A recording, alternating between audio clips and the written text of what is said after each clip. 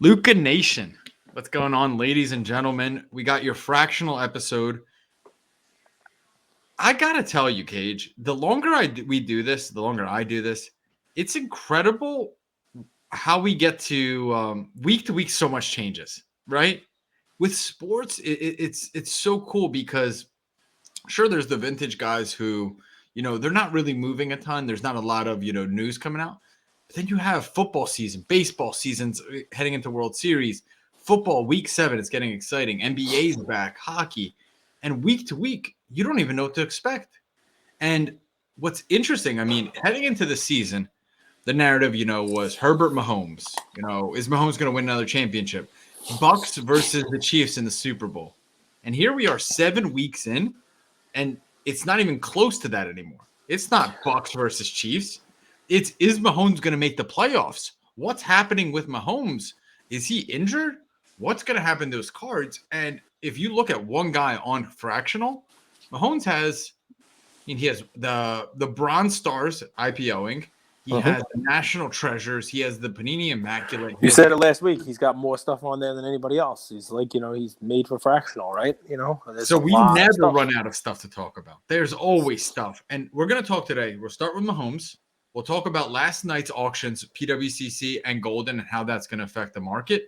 And then we'll look at the week in advance. So I didn't mean to cut you off there, but sometimes it blows my mind. We got so much to talk about, man. Listen, I mean, one of the cool things about the space is that there are always sales going on, right? And what we're going to try to do today, obviously, let's talk about vintage versus modern. Let's talk about prospecting versus blue chips. Let's talk about the auction results and how that impacts both positive and negative, and then go a little deeper than the headlines, right? We like to do that, right? We talked about that once with our. Can I jump in really quick? And I know I cut you off a little bit, Cage, but sometimes I just want to ask. Prospecting to blue chips also changes week to week because if before the season, if someone asked you who's the blue chip play in football, you would have said Mahomes and Brady. I don't know about Mahomes yet. He's only been in the league for a couple of years. I mean, blue chip is, I think, something that's a little more settled.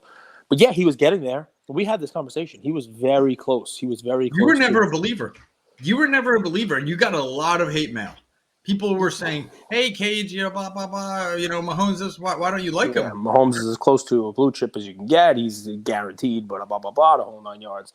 Yeah, I mean, look, Mahomes is an interesting test case, but take it a different way, right? Okay. People are paying as much right now for Herbert as they are for Mahomes. So what do you think about that? Where my mind went was the Luka logo man that sold for $4.4 million, right? That's a big sale. Yep. And we look at these guys and we admire them, but they have not been stress tested, right? That's true. And I think that's what we're going to see is you come into the league, you hit the ground running, you have nothing but success. Luka, Mahomes, and Herbert all fit that category, right? Mm-hmm. Lamar doesn't. Lamar had success early, then he took a step back, and now he regained success. So with Herbert, well, what you're saying is there could be ripple effects from, Mahomes' performance to Herbert investors. Maybe people aren't going to start spending record amounts on somebody who is the next best thing when they saw the current best thing. Is uncertainty the right word? Because people still are going to believe in his talent. He's still an incredible talent. But you look at him and do you want to hold him for 12 months? Do you want to hold Mahomes for 24 months where maybe that money is better deployed elsewhere? Same thing with Herbert. Are you willing to shell out $500,000, $100,000, $1 million for his cards when you could invest in, Wilt Chamberlain, Michael Jordan, and more proven assets? It's I think it's all about storytelling, right? It's all about storytelling, right? It's think about this for a sec. And let's just go out there, right? Let's go out on a limb. What has Mahomes done? He's won a Super Bowl. He won a Super Bowl. Did he win an MVP? Yep. Super Bowl, MVP, right? He's been to multiple Super Bowls, right? And he won an MVP.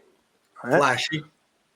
So got a name, he's got a lot of cards. He's, they put the hobby on his back. He's, really, really great. Let me throw something out there, right? I've been talking for the last couple weeks on our collectible shows about how Mahomes may become a dip buy, right? He may become somebody who people overreact to, right? And I don't know whether or not he turns around this season. I have no idea. Maybe there's something wrong. Maybe he's injured. We won't find out about it. Who knows? He definitely took a hit today, which did not look good. And but let me ask you, because you know this, how many times has Tom Brady won the Super Bowl? 6 Super Bowls? 7. And he's also won the MVP 5 times. So let me take you guys back to after he won the 6. Yeah, I'm just kidding. I know he's got 6. So well, it's hard to keep track, Age. Like, so Brady won the Super Bowl 02, 04, 05, 15, 17, 19, 21. Right? Is that 7? 7. You're right. I think it's 7. So listen, we're not trying to test you. There's a point to this, right? Well, this is not on me. I'm sharing my screen right now so people don't think I'm crazy. This is Google. Oh, so how many Super Bowl wins does he have? You tell me. Here it says 7, but here it says 6. I'm going to go with this one. It's 7. Well, I think it's 02, 04, 05, 15, 17, 19, 20, 21, I think. And he won the MVP 5 times. But here's why I say this, right? Go to the end of the 05 season, right? Because he won in 02, 04, and 05, right? All right, so he won 3 times. He also won 02 and 04 MVP, right? And he's playing in 6, 7. He's awesome, but he's not Tom Brady yet, right? He's on his way to being Joe Montana, right? He's on his way to being better than Joe Montana, right? And people are investing in him, and people love him, and he kind of came out of nowhere, and he's even got a better story than Mahomes because he was draft pick number 199, right? So whether he won 6, 7, 8 Super Bowls, not the point. After the week 1 of 2008, do you know what happened to him? Got injured, missed the whole season, 2008. Yep. Matt Castle took over the whole 9 yards. Yep. Right? There were people who dumped their Brady cards. There were people who said, all right, obviously he's a system QB. Obviously he's not going to be anything great. Look what Belichick is doing with this team, with Matt Castle, who's a nobody, took him to the playoffs. He's just as good. You heard a lot of that crap. You did. And obviously, Tom Brady came back and won the MVP several times after that and won the Super Bowl several times after that, including Super Bowl that he just won 2021, this last one. And I'm not saying that's going to happen. I've never thought that Mahomes was Tom Brady, right? I've never thought he was going to live up to that. I never thought he was going to be that. But he started off really well, right? And we talk about this all the time, momentum in cards, right? And that Mahomes has basically just been this. There's been nothing at all yet to stop him, right? Lamar started a little like this, and then maybe Lamar a little back up, and it depends on what he does now. What is really telling, or what will be telling, is what happens now, right? People who have their money in it, are they all going to run for the door and there's going to be a humongous sell-off on Mahomes? And does that become a buying opportunity for people who are really, thinking that Mahomes is going to be the next Brady and he's going to turn it on? Maybe not this year, maybe next year, maybe, still a long career ahead of him. So I bring that up not so that we can have a trivia about Tom Brady, not so that we can do the whole 9 yards. It's more just that that there was a time. Injury, which is different. We don't know whether Mahomes have an injury now that they're just not telling us about. But there was a time where Brady was out before he was Tom Brady, right? He had won MVPs, he had won Super Bowls, but he had done less than half of what his career achievements were going to be, right? And, a lot of fun, man. A lot of fun. A lot of Super Bowls that came after that injury season. When would you buy? Well, it depends, right? It depends. So, people might – it's hard to catch that falling knife, right? We talk about that all the time, right? But really, I think that for him to become a buy, it's got to almost be like the season becomes a lost season. He doesn't make the playoffs. It's got to become something where, people are really looking to cut bait on him. Because even now, if you look at what's happened for just on Collectible – he's been going down every week this season. Every week all of the cards on there go down percentage points, and it continued this past week. But I think that you're probably going to see an even bigger fall this week. This was a bad loss. It was a bad beat. I was a little surprised he was still in the game. I mean, I guess it was still, in question. 9 minutes left, down potentially 3 scores and then 3 2-point conversions. But you saw he took that hit. I mean, interesting. I personally am not a buyer on Mahomes yet. His prices would still have to come down significantly for me to be a buyer on him. But I'm not somebody who thinks that Mahomes is going to be Brady. I think everything broke right for him in the very beginning. I think he joined a very good situation. I think he's very, very good. He's a great athlete. But I think what happens when we see something like this, because it's not to beat up on Mahomes, right? Mm-hmm. We use these things as case studies, right? As what happens when the hobby darling falls out of favor because of their performance, right? That's the question. Yep. And I think what happens is the whole risk to reward threshold changes, right? It's not that their accomplishments are no longer valid. It's that, wait a second, this guy isn't bulletproof. And then you have to start asking yourself, if I could put X amount of dollars into Mahomes at this price, what else can I buy? And you see, I mean, some Mahomes cards were selling higher than the Mickey Mantle PSA 8, for example. And okay, great. Mahomes has so much upside, and when he's on that rocket ship, people don't consider the downside. When you see these chinks in the armor, now the entire equation changes. Now you start thinking, Mahomes has upside, but so does the Mantle. Mahomes has so much downside, but the Mantle doesn't. Right? You start to compare. It's only natural to do that. So should we get into some of the auctions that ended last night? Sure. I mean, just to put a bow on Mahomes, right? I Sure. think the reason why his cards were so expensive was because people looked at it and said he's already won the MVP and he's already won the Super Bowl. And here we are, another season, and maybe he wins another MVP, maybe he wins another Super Bowl. And I think people are writing both of those off right now. And looking at the crop of talent coming in and the teams around them getting better, and where people were coming into this year or last year saying, okay, Mahomes, pencil him in for 4 or 5 MVPs and 4 or 5 Super Bowls. It's not that simple. And when you see it start to unfold the way that it is now with a losing record, and other teams gaining ground and other players becoming,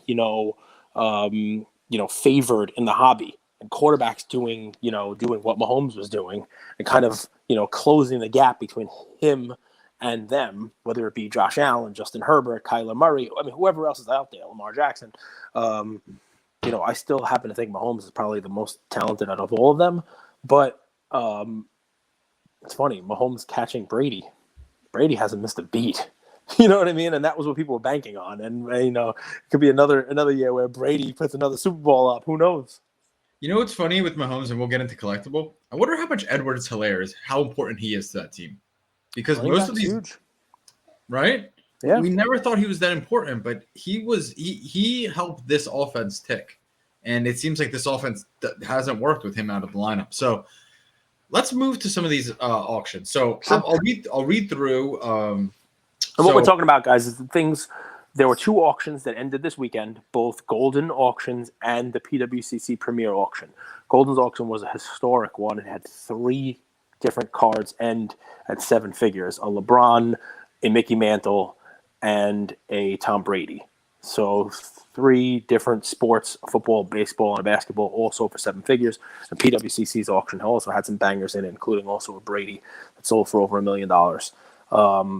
Some great stuff. Go ahead. Let's start with the LeBron Exquisite, right? Shoot. So in an NFT world, having a serial number is super important, right? Yep. In the Top Shot world specifically.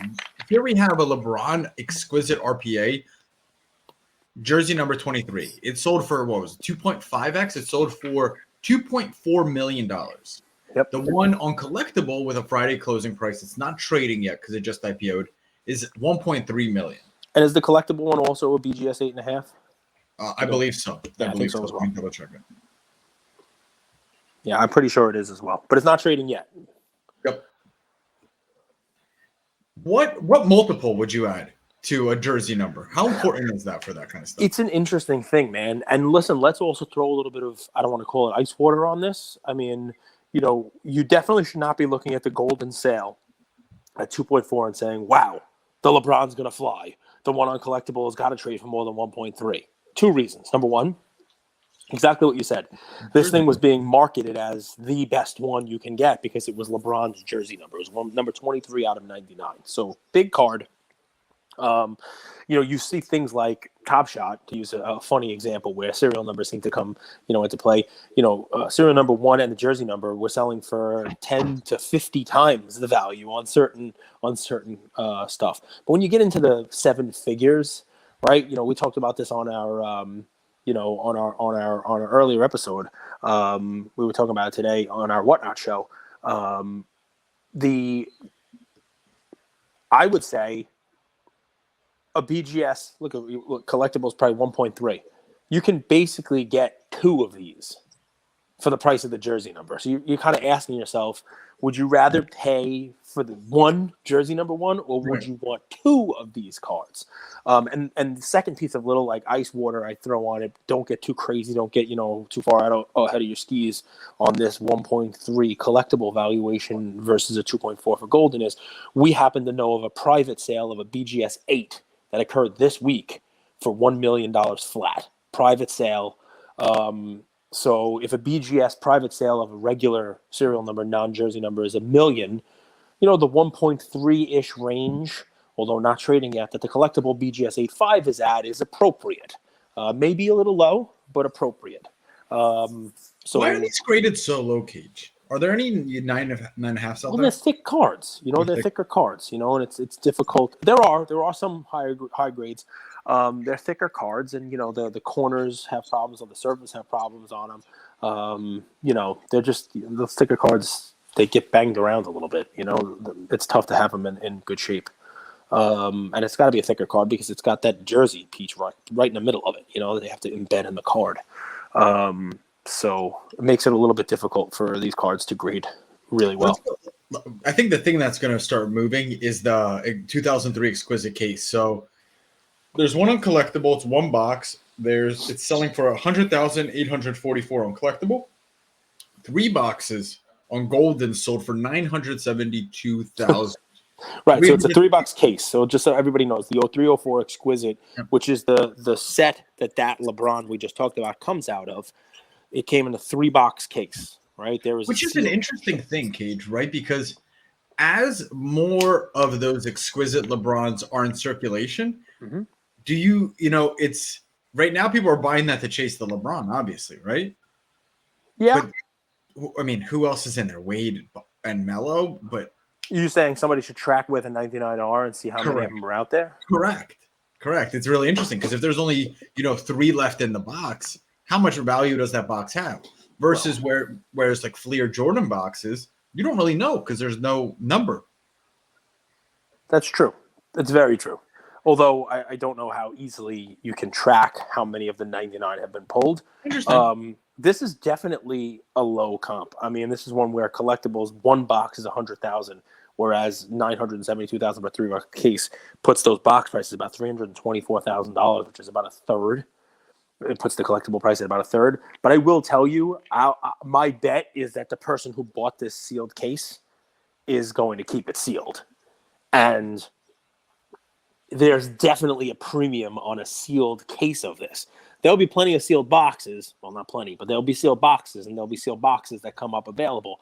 But sealed cases, few and far between of a product like this, and it's going to carry a premium. Whether that premium is 3.2x is a different story. Also, just to your point, while the LeBron is clearly the chase, there are so many other great Jordans and Kobe's and the D-Wade. There's plenty of other great cards that are in those boxes and cases. That could be in those boxes and cases. Now, of course, the LeBron being a 7-figure card is the one you're chasing. But it's good. No, I mean, it's fascinating. I think we're going to see what my takeaway actually is from all of these auctions that are ending is we're going to see some movement this week on Collectible, right? On these assets. Like I expect that box on Monday. And remember, it opens 9 a.m. or 9:30 Cage for trading.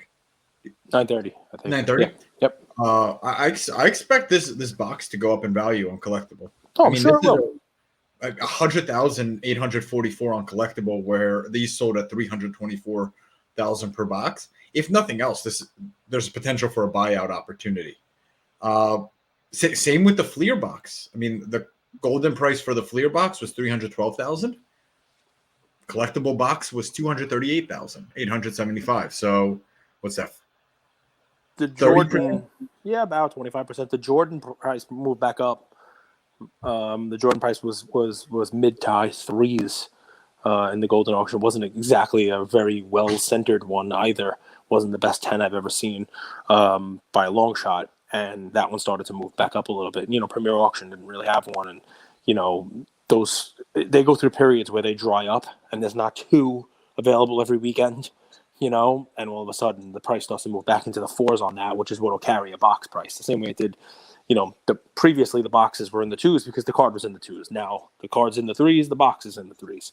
But it's funny to think about it. Obviously there are more Jordans and there are more Jordans in these boxes. There are more Charizards and there are more Charizards in these boxes. But think about the Exquisite, there are bigger cards in the Exquisite, and it was valued at $100,000. Whereas, a box of 86 Fleer had a valuation of $250,000. Those first edition Pokemon boxes sell for $250,000, $300,000 as well. And yet, what would you rather have? What would you rather rip, Cage? I think the Exquisite's cool just because of the gamble, right? I mean, like the real high side prize, but obviously, you could get multiple Jordans. You can get multiple Charizards even, so that's why. I mean, it's harder on those 86 Fleer and the Pokemon boxes to come away with nothing. You can open a box of Exquisite and get wrecked. So people who are buying these, I doubt they're opening them. I'll tell you, Cage, this is quickly becoming my favorite card. It's a card that it like kind of checks all the boxes, so to speak. It's the Mantle 8, man.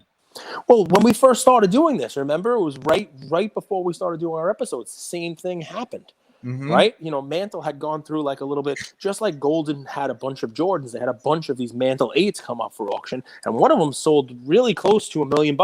Might even one or two of them might even sold under $1 million. I think it was 800,000. We talked about it on the show. 800 change.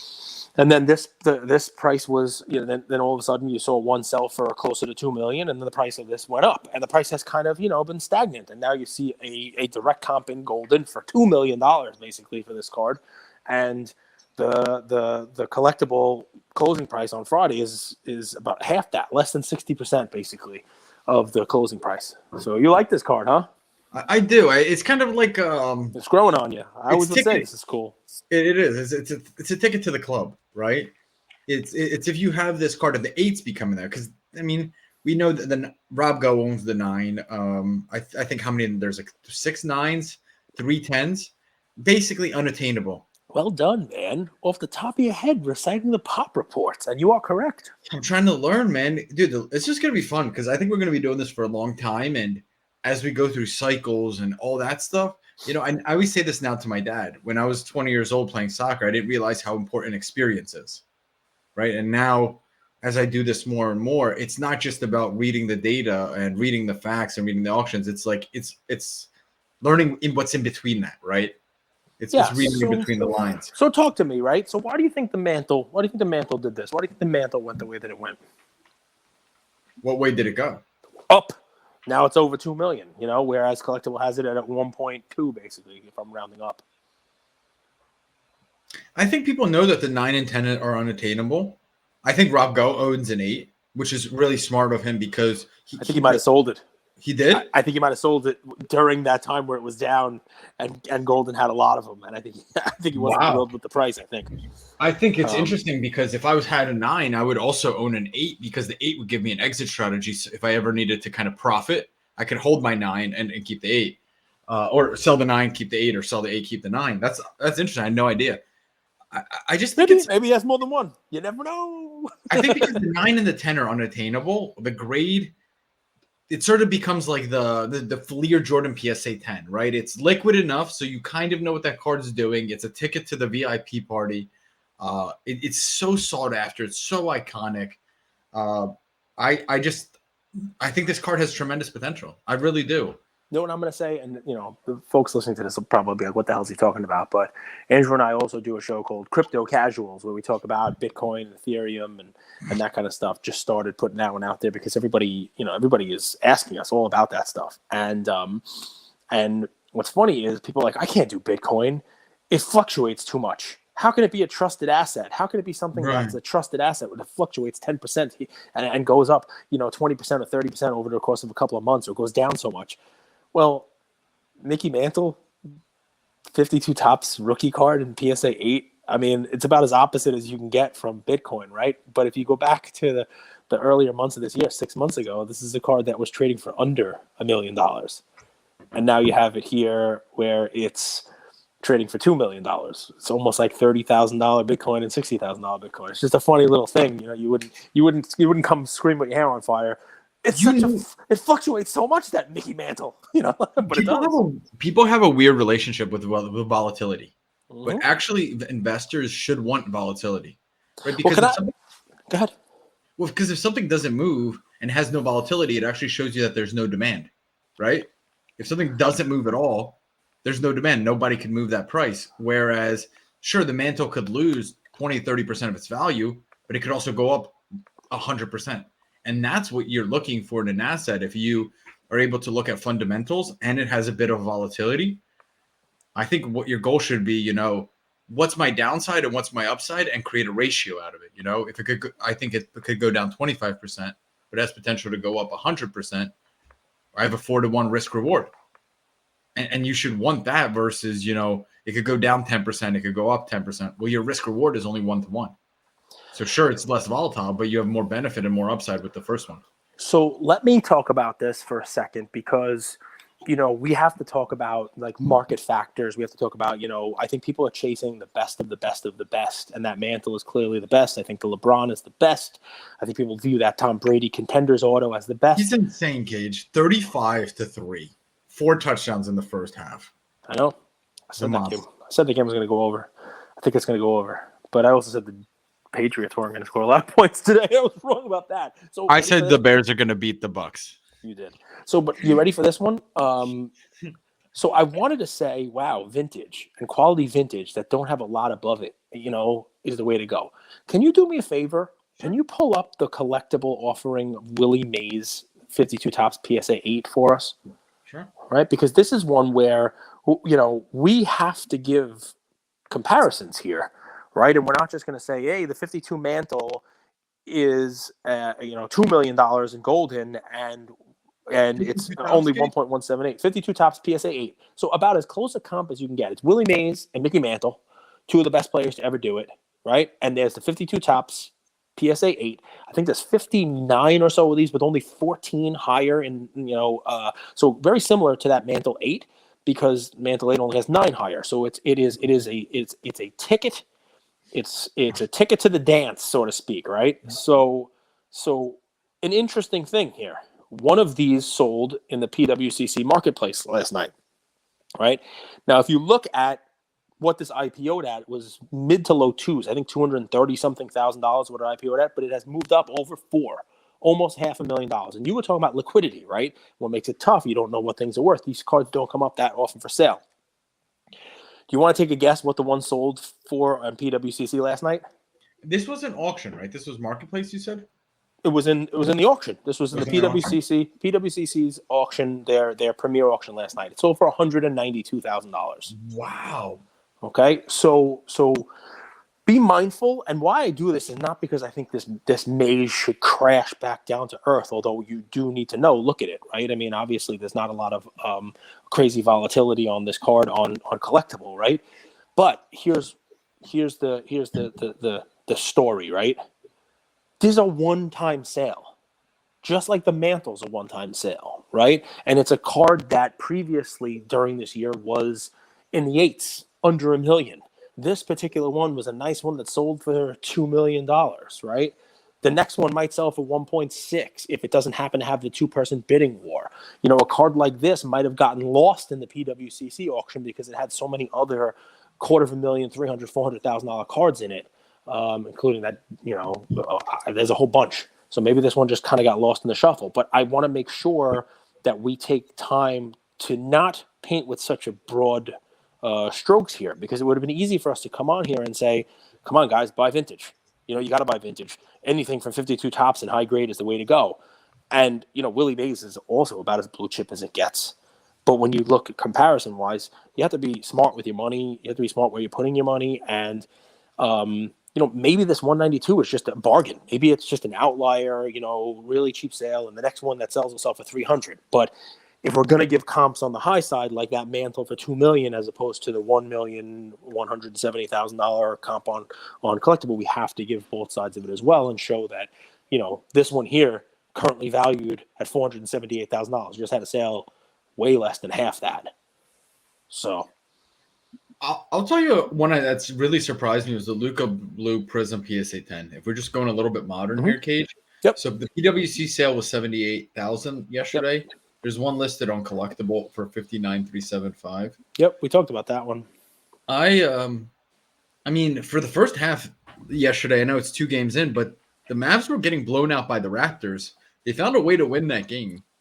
But I'm curious what investors and what high-ticket investors in Luka are thinking right now, right? Because you're buying. You're not expecting an MVP season, or do you think that they are? I think a lot of them are thinking he's a front runner for an MVP this year. Wow. Yeah. Because, look, Luka and Mahomes are kind of similar, except Mahomes has already done stuff, right? Mahomes has already won the Super Bowl. Mahomes has already won an MVP. Luka hasn't done either of those things. Luka's very young, right? And, you give Luka a lot of time, and he's improved every year. But, this year or next year, people who are investing as much as they are in Luka are probably hoping to get an MVP. A home playoff game, which I don't think is going to happen. Right. That's what I mean. Like, how can you expect him to have MVP, which you would more than likely mean he's at the home playoff game, right? When was the last time an MVP was from the 7, 8, 9 seed? It doesn't happen very often. Steph almost did it last year. You'd really have to have a crazy season. You'd really have to have one heck of a season, right?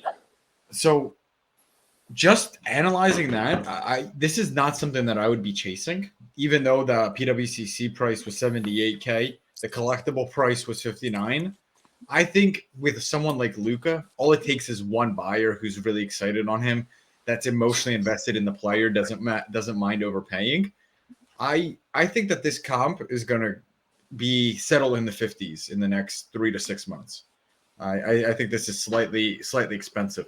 Let's keep rocking. So we have the rock. Let's keep rocking. The rock card, Cage. That rock card was crazy what it sold at. It was nowhere near that. It must have had some sort of bidding war, towards the end of that. It was so much lower than that, before auction closed last night, and then went up to 46.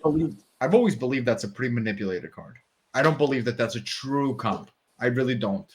When I say true comp, I don't believe that there's really that many investors into Rock's Bumblebee card from his playing days of the Miami Hurricanes. Listen, it's fair. It's definitely fair. I will say that prior to that 46, the last sale was significantly lower, right? So, take it for what it's worth. It being lower than that didn't cause the collectible one to kind of, tank. There are not a lot of these. Likewise, I don't foresee the collectible closing price of Friday of $36,000, going up like a straight shot to match this 46. It might move up because obviously, this comp is 30% higher based on that auction than the closing price was. We talked about the Jordan Exquisite number patch last week. It already went up from where it was a lot because we talked about it, and it's still the golden closing price on that was $85,200 for the same card, same grade, and the closing Friday price was only $62,000 for that one. So also about 33%. Screen share real quick, because you talked about that card last week. Yep. In the last week, it's gone up 21%, 22% right here. Yep. And I expect it to continue this trend. Yeah, because that was pretty much the same card, and I noticed, guys, both across Golden and PWCC, Jordan prices moved. Jordan prices were all pretty high across the board. It looks like if I were to paint with a broad stroke, and I'm sorry, Mr. Mays, you were left out of this in last night's auctions. It looks like people were taking money away from prospecting, maybe a little bit away from modern, and they're moving their money. It's that flight to quality we like to talk about. I mean, look at the Bradys, the LeBrons, the Mantles, the Jordans, the high-end cards of the high-end players. Some Kobe's sold for really high prices last night as well. Is it when, a Cinderella, when midnight strikes and she turns back and she turns back into a pumpkin? We believe that Luka can be the next Jordan, for example. I'm not making it, but we believe Mahomes can be the next Brady. But there comes a point where reality does sink in, and we realize how great Michael Jordan is, how great Mickey Mantle is, how great Tom Brady is. Yeah. I mean, 100%. And look, I mean, Steph Curry is great also. He's not thought of as one of the top 10s of all times. I know you love him. But let me also talk about Fractional for a second, and I'll turn it over to you. We can go wherever you like. One of the cards we've talked about on the show, not last week, maybe the week before, we said was perfect for Fractional because it just doesn't come up that often, is the Steph Curry National Treasures RPA 9.5, which on Collectible has about a $445,000, $450,000 current market cap. And why I say that's a perfect card for fractionals, there's not that many people out there who can buy that card, and there's not that many of them out there for people to buy. But we do have to make sure you're aware of the fact that one did sell this weekend in PWCC's premier auction, and it closed at $360,000. Okay? Wow. Yeah. That's steal. So, I mean, it's funny because you and I say it's a steal, and I think that's a low price, but it's not something you or I could buy. Not you know yet. what I mean? And maybe the next time it comes up, if it comes up at that number, maybe we will buy it. But the point here is that when you talk about these cards with these kind of numbers, there are not that many people out there who are going to be plunking down that kind of loot for a card. And what you see is that the people who are putting that down, they're putting it down for Jordan, LeBron, they're putting it down for Mantle, they're putting it down for Brady, and they're not really putting maybe Kobe. They're not really putting it down for many other people out there.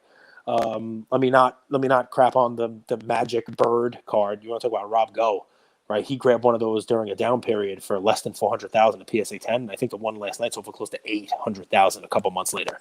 So there's definitely volatility in the market. There's definitely fluctuation in the market, but there's clearly a flight to quality for these high end cards. And I just wanted to make sure we discussed that one there, because while I don't think 440 versus 360 means wow, we have to that card's going to drop like crazy. I think it makes sense, for people in a fractional to, that fractional value to be slightly higher than what one person's going to pay anyway. But it's definitely worth noting that, that I don't know when the next one of those is going to sell.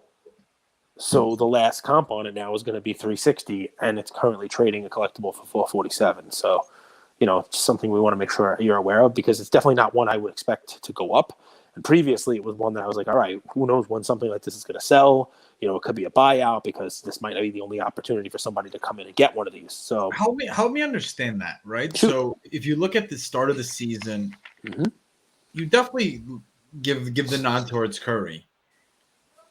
Why so much love for LeBron as he enters into the tail end of his career? They haven't looked great. He doesn't look great. Why such a disparity between LeBron and Curry?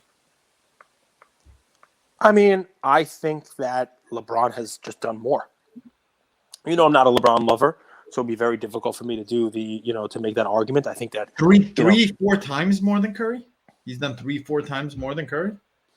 It's a different card. You know what I mean? It's a different card. Although it's funny, it's they're both out of 99. The exquisite card just carries, a little more favor in the hobby and the market.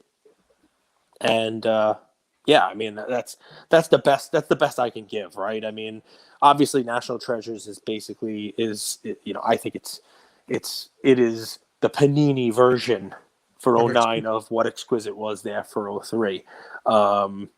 But I don't know. To me, the difference becomes that LeBron is top 2 player of all time, and Curry is arguably top 10 player of all time, depending upon who you have in the conversation. Now that could change. Curry still has a couple years in him with maybe more championships, maybe more MVPs, you name it. But I gotta tell you, I'm not a LeBron lover, but clearly LeBron may retire as the highest scorer ever.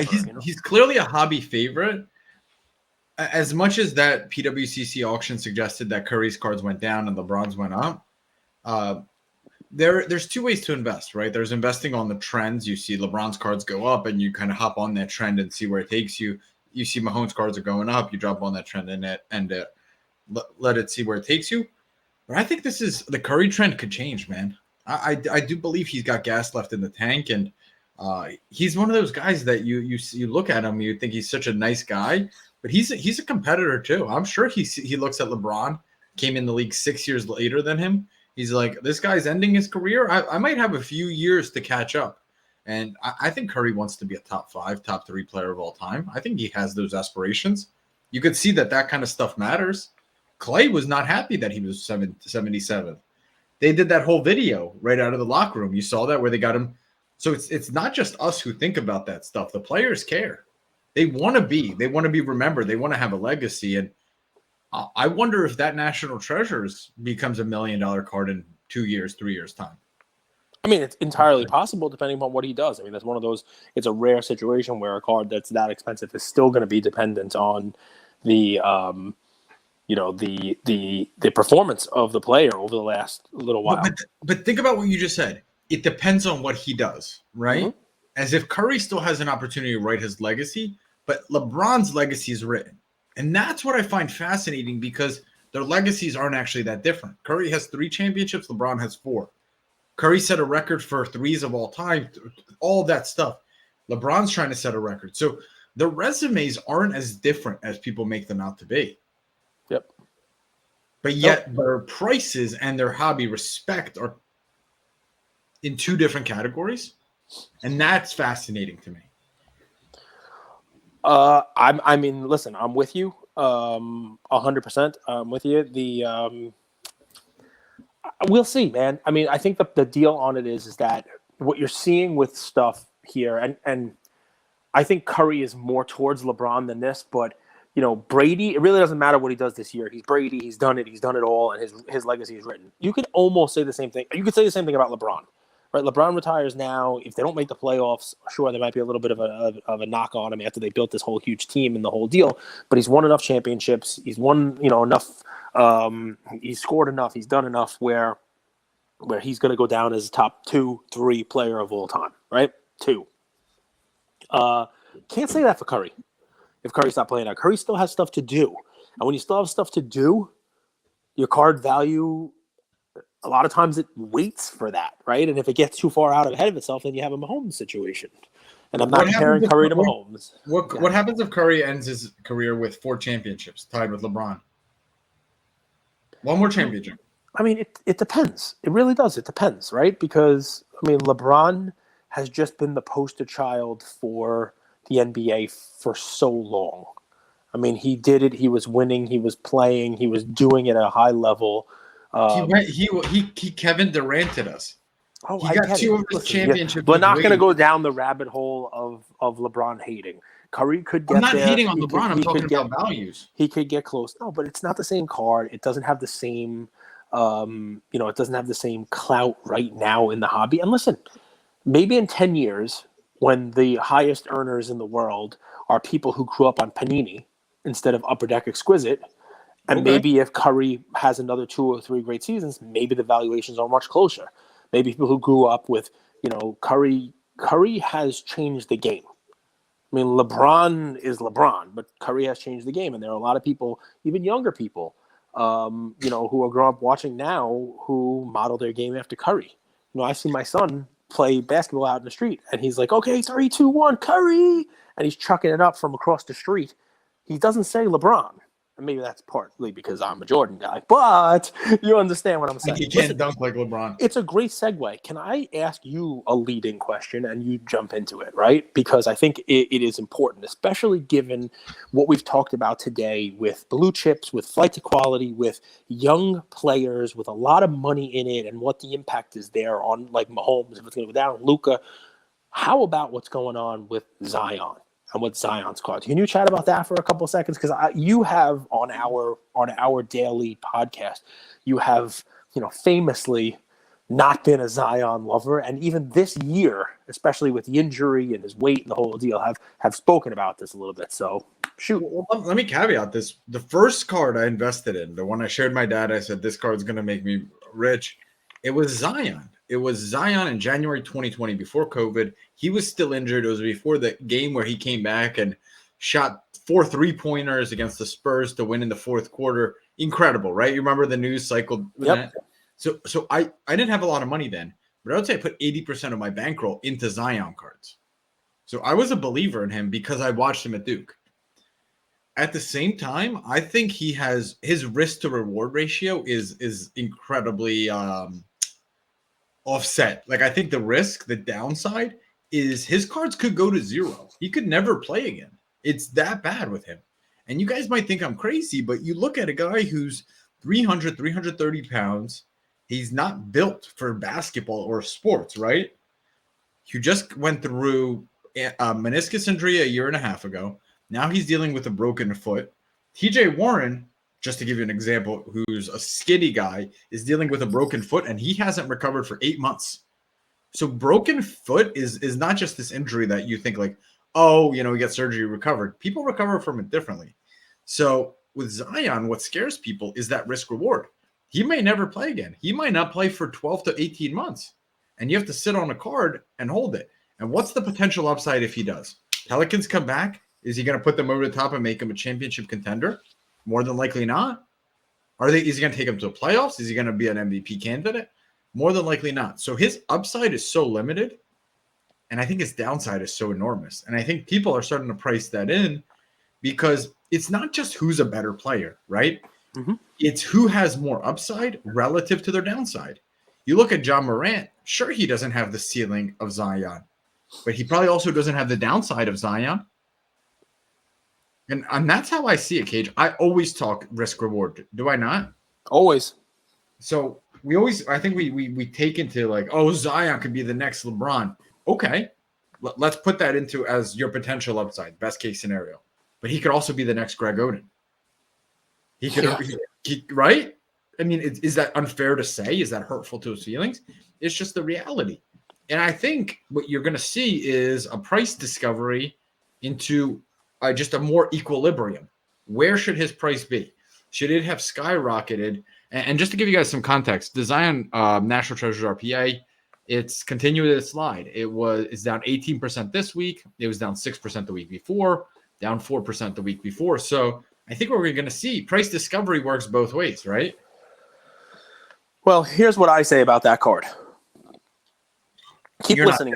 You're not dip buying. Are you dip buying it? No. Keep listening to us and do your research, whether it's with us or with anybody else. I mean, Collectible's got a lot of folks out there who give you information. And even if it's not just at these shows, do your own research on these things, especially if you're invested in these cards, especially if you have fractional share out there. Research this stuff, because I'm going to tell you, the numbers they're astounding to me, right? Because anyone who followed any of the news about Zion, if you are an investor in fractional shares of his National Treasure RPA on this market, okay? Anybody who has that should have watched the news in the lead up to the season and saw that he was not going to start the year, that he was not going to be playing because of this injury, and that who knew when he was going to come back. In the lead up, even not just this past week, the week before, you knew, if you just tuned in, you knew that he was not going to be playing and not going to be playing for a little while, right? But it's clear to me that what happened here was people did not pay attention. They were not researching. They were not watching their money. And the season started, and they said, oh, well, the NBA started. Let me go look and see what Zion's doing. Wait, Zion's hurt? Boom, I'm going to sell. And this week, this can't be a coincidence. This week, the week where the NBA started, and Zion's not there, the Zion card was down 18%. Now, the week before, it was down 6%. Some people caught on, but obviously not everybody did. The week before that, it was down 1%. The week before that, it was flat. The week before that, down 4%. So we've been talking about this card for a while and talking about his injury, and Andrew's been saying risk reward, get out of the card. So I said actually last week, this might be your last week to get out of the card. And look what happened. And I anticipated probably will continue to go down. So that is one. Another one that I want to chat about, because it's a card that I brought up in August. It's a card that I brought up for a while. It's an interesting thing to see, because for the first time in quite some time, the the comp on the card versus the collectible valuation are very similar, if not the comp slightly a little higher. And I'm talking about the Kevin Durant refractor, the chrome refractor, which it was down slightly this past week, down to I think a market cap of $25,000. This had been significantly higher. It ended this week at 26.4 last night in the auction. So this is one that the prices in collectible had been in the 30s, right? And the prices on auction had been like 18. I think when I was on vacation, I talked about this one, and there were comps in August, under 20, 17, 18, and the collectible valuation was in the 30s. Well, they've kind of done this now. They've kind of intersected, and you see the actual sale last night for higher than what this. It fell a lot this week. It fell 20-something% this week from share price of 25 to like 20. And maybe that's because they played the Bucks and lost. I don't know exactly, whether one game is really what does it. Maybe it's the Kyrie stuff. But if you are a Durant believer, this card is now one where, you can start looking, because it used to be, hey, stay away, because you can see the liquidity of it. You can see the comps are out there, and the comps are lower than what the share price is. That's no longer the case. Now the share price is actually slightly lower than what the most recent comp is. So, Do you know what the LeBron Topps Chrome refractor sold for? I think there were a couple of them for sale. There was a BGS 10, and there were two PSA 10s with different labels. Yep. What did they go for? The PSA 10. I can look. The last I looked, they were anywhere from mid 60s. I mean, I don't know what they closed at for the old label to approximately 100,000 for the BGS 10. I know Gary V tweeted last night that he actually picked up one of them. I don't know which one he picked up, but there were a bunch for sale last night. Why? Well, because 62. There's one right now in Golden for 62. It's hard to find the prices for this, but this is one where it's apples to apples. You could compare the LeBron Topps Chrome with the Durant Topps Chrome and try to track the history of the ratio, right? I think there's a lot more LeBron refractors. I think that Durant one is pretty low pop. I think you can take a look. They're pretty condition sensitive, that Durant one. But I do believe that, like, if you you could track both of them, historically over the last 3 years. How has the LeBron moved? How has the Durant moved? Because it's both Topps Chrome, it's both a refractor, it's a PSA 10, and it's comparable players. Actually, players that play very similar positions. So, and they change teams and need other people to help them win championships. So it's as much of an apples to apples comparison as it gets. So I would use the LeBron as the bellwether to see, is the Durant a good buy or not? Because you have something to compare against. You have a benchmark. Yep. No, right? It's a good one. Listen, you're right. We talk about this all the time, right? When comps are not readily available, what do you do? And it's like real estate. Not every house is exactly the same as another house in the neighborhood, but you look at those houses, right? Look at comparable ones with the same amount of bedrooms, or look at ones in the neighboring town. So sure, I mean, watch how the LeBron one's doing, watch how the Durant one's doing. I mean, where it diverges is, if the Nets run away and win 40 of their next 45 games, and the Lakers start losing, and Russell Westbrook keeps turning the ball over, and LeBron looks like he's yelling more than scoring, Dude, the Nets lost today. The Nets lost to LaMelo and actually Miles Bridges. Bridges looks good. I think it's going to be an interesting year, guys. I don't think this year is like the LeBron Durant show that everyone keeps making it out to be. I don't think that's what this year is going to be about. There's a lot of interesting young talent. There's a lot of teams that are sick of hearing those two names, and I fully expect somebody to come from field to really have a successful season. It's incredible to me that we've gone an entire episode and we're not talking about what I think is the best investment out there in modern, and it's Giannis. It still blows my mind how disrespected he is in the elite of the elite, the upper echelon of the hobby.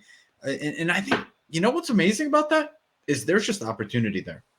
There's just opportunity there because I've said this I've basically beat this over people's heads. Like, this could be the start of his Jordan-esque run where he rips off, 5 championships in 10 years, 3 championships in 5 years. I fully believe it, man. He's hitting his stride. He's improving. And here we are. We're talking about record sales, modern guys, Durant, LeBron. We're not even talking about Giannis cards. And Can I tell you what it says to me? no one cares about international players. People don't buy his championship yet. Yep. That even though he won one, people don't buy that it was a legit championship. You're still going to have that whole dialogue on him of, everything broke right for him.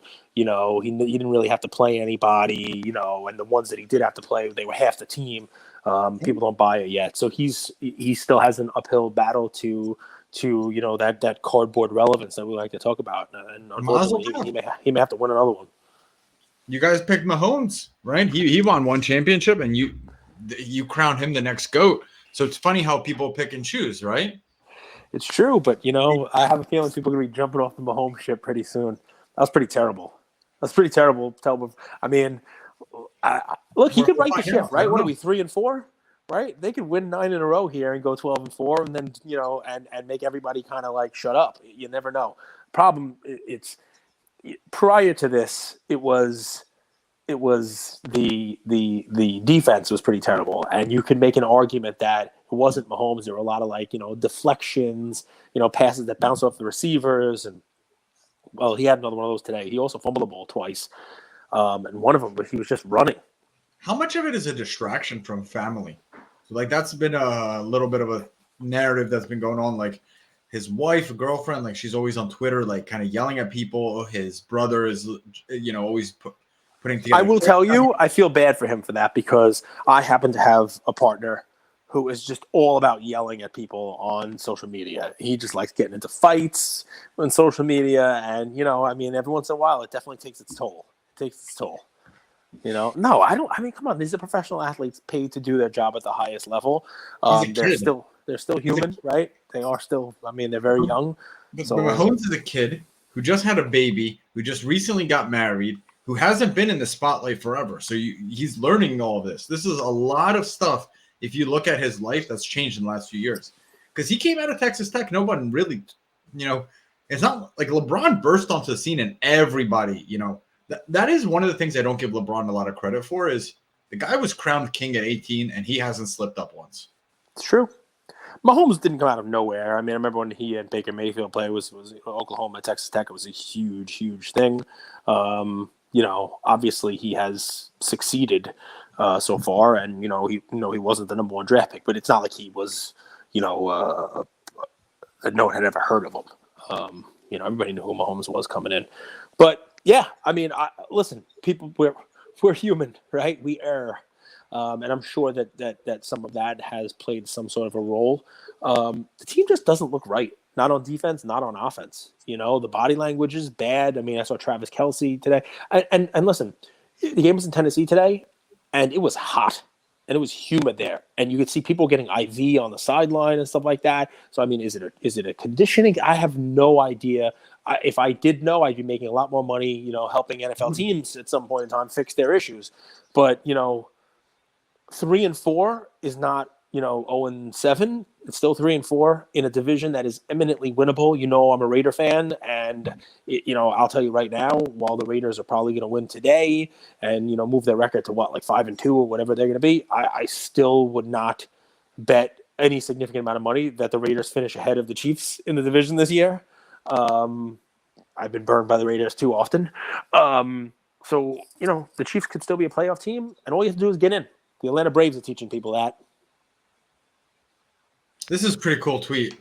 Final tweet, and I'll let this go. So, after catching Tom Brady's 600th career touchdown ball, Mike Evans accidentally gave the ball to a fan. Given how historic this ball is, as the first 600 TD ball in NFL history, I'd estimate this ball to be worth a minimum of $500,000 and possibly much more.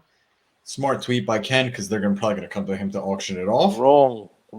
They already went right to the guy afterwards. It was a first row fan, and the kid, I don't know what they promised him, but they give it back. Somebody said somewhere that they promised him an autographed jersey, which is probably only worth like $3,000-$4,000. I'm sure he's going to get more than that, but he, look, the team came to him and said, look, we want the ball back.